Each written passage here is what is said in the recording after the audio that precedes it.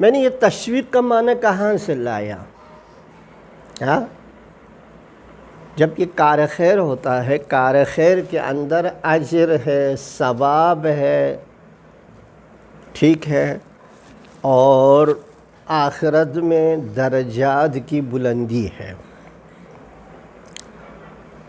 ٹھیک۔ جب آپ یہ بتائیں گے تو ان میں یہ اچھے کام کرنے کا شوق پیدا ہوگا، ٹھیک ہے، شوق ہو پیدا۔ مثال کے طور پر آپ کہتے ہیں کہ یتیم کے ساتھ اچھا کام کرے گا، یتیم کے ساتھ مہربانی کرے، دیکھ بھال کرے، اس کی خدمت کرے، تو اللہ دنیا میں یہ اجر دیتا ہے، آخرت میں یہ اجر دیتا ہے۔ انسان فائدے کی تلاش میں ہوتا ہے، انسان کیا ہوتا ہے؟ فائدے کی تلاش میں ہوتا ہے۔ جب فائدہ دیکھتا ہے تو اس کی تشویق ہو جاتی ہے اور وہ شوق پیدا ہوتا ہے، ٹھیک ہے۔ میں ایک خوبصورت چیز آپ کو بتا دیتا ہوں، آپ حیران رہ جائیں گے۔ میں ہمیشہ بر والدین کے لیے 2 مثال پیش کرتا تھا، یعنی جو انسان دنیا میں والدین کے ساتھ نیکی کرے تو اللہ دنیا میں بھی اجر دیتا، آخرت میں۔ دنیا کے اجر کے لیے وہ بنی اسرائیل کا واقعہ اور اس گائے کا ذبح اور گائے جس آدمی کا ہے وہ بتاتا تھا، ٹھیک۔ ابھی میں ایک اور واقعہ بتا دیتا ہوں۔ میرے پاس ایک طالب علم ہے کہ لمحہ تکمیل ہو رہا ہے، 9 سال سے میرے پاس ہے۔ یہ بچہ نافرمان تھا، تھوڑا سا سرکش، مجھے بہت تنگ کرتا تھا، والدین کو بھی تنگ، لہٰذا والدین نے گھر سے نکال دیا۔ ماں کبھی اس کو پسند نہیں کرتی تھی یہ گھر چلے جائے۔ اگر یہ بیچارہ کسی وقت بھول کے گھر چلے جاتا تھا تو ماں اس کے اوپر ایک تہمت لگا کے باہر بھگا دیتی تھی۔ بھائی چاقو لے کے دروازے پہ تیار رہتا تھا، اگر جب بھی آئے چاقو مارے سیدھا کر دے۔ جب بیچارہ گھر جاتا تھا تو بھائی عمر میں اس سے کم ہے لیکن ہٹا کٹا ہے، ایسے مار دیتا تھا، زخمی ہو کے مدرسے واپس آ جاتا تھا۔ باپ اس کو ماہانہ خرچہ دیتا تھا، 500 روپے اس کے اکاؤنٹ میں ڈالتا تھا، ہاتھ سے نہیں دے سکتا تھا، بیگم سے ڈر کے، تم لوگوں سے ڈر کے، ماں سے، اس بچے کی ماں کے خوف سے پیسے نہیں دے سکتا تھا باپ۔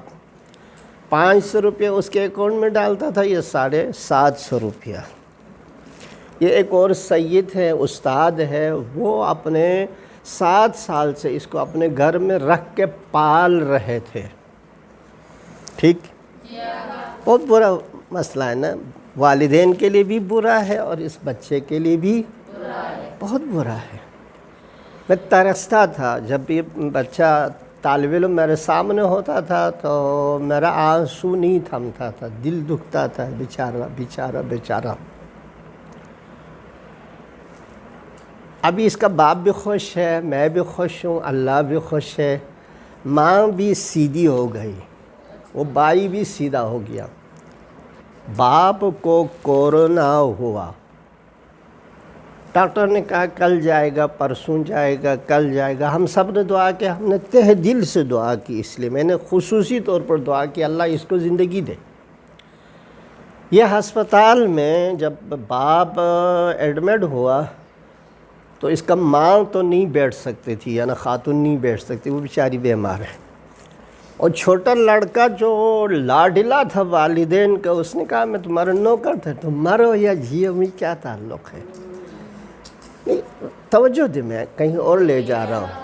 اس نے کہا میں تمہارا نوکر تھوڑا بیٹھا ہوں، مجھے پڑھنا ہے، میں نے کالج میں جانا ہے، میں نے نوکری کرنی ہے، آنا کرنا وہ کرنا، اصلاً حاضر نہیں ہوا۔ یہ لڑکا 7 سال سے والدین کا منہ چہرہ نہیں دیکھا، ترس رہا تھا۔ جب اس کو پتہ چلا، مجھ سے اجازت لے کے چلا گیا کہ میں باپ کی دیکھ بھال کرتا ہوں۔ 2 مہینے ہسپتال میں باپ کی تیمارداری کی، 2 مہینے۔ میں ٹیلی فون کرتا تھا، پوچھتا تھا بھئی ابا جان کا کیا حال ہے، قید میں خیر اللہ نے مولانا صاحب کو نئی زندگی دی، گھر پہ آیا تو 2 مہینہ اس نے باپ کے ساتھ نیکی کی، باپ کے ساتھ یعنی وہ باپ جو پیسے نہیں دے سکتے اکاؤنٹ میں ڈالتا، وہ بھی 500 سے کیا ہوتا ہے؟ بچہ پڑھا لکھا ہے، قوی ہے، بہت قوی بچہ، اوپر کا بچہ ہے، یہ کمپیوٹر ٹیکنالوجی میں یونیورسٹی سے فارغ ہوا ہے۔ 2 مہینہ باپ کا تیمارداری کی دیکھ بھال کیا، باپ خوش ہوا۔ باپ نے بھی کہا میری بیماری اللہ کی طرف سے عطیہ تھا، اس کی ماں نے بھی کہا، میں نے بھی کہا، وہ مولانا جو اس کو پالتا تھا اس نے بھی کہا۔ اس نے زندگی میں 2 مہینہ بھی 30 سال کا ہے بچہ، آدمی 30 سال کا ہے، 2 مہینہ باپ کی خدمت کی، تو اللہ تبارک و تعالی نے کیا کیا، اس کو ایک فلیٹ دلایا۔ باپ کے 2 فلیٹ تھا، ایک اس کے نام پہ کر دیا، اس کو دے دیا۔ 2 ماں اور چھوٹے بھائی کہتے ہیں یار گھر میں بیٹھو، مہربانی کہیں اور مت جاؤ، یعنی نظام بدل گیا نا۔ ابھی کہتے ہیں بچہ گھر میں بیٹھو، تمہارے بغیر گھر تاریک ہے، ٹھیک ہے، ہمیں سکون نہیں آتا۔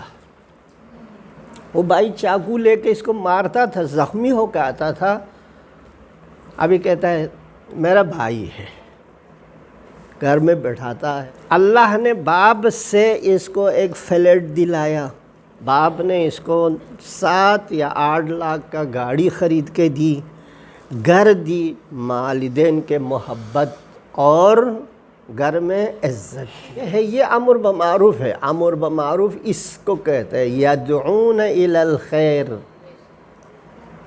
امر بمعروف کے لیے میں نے تشویق کہا۔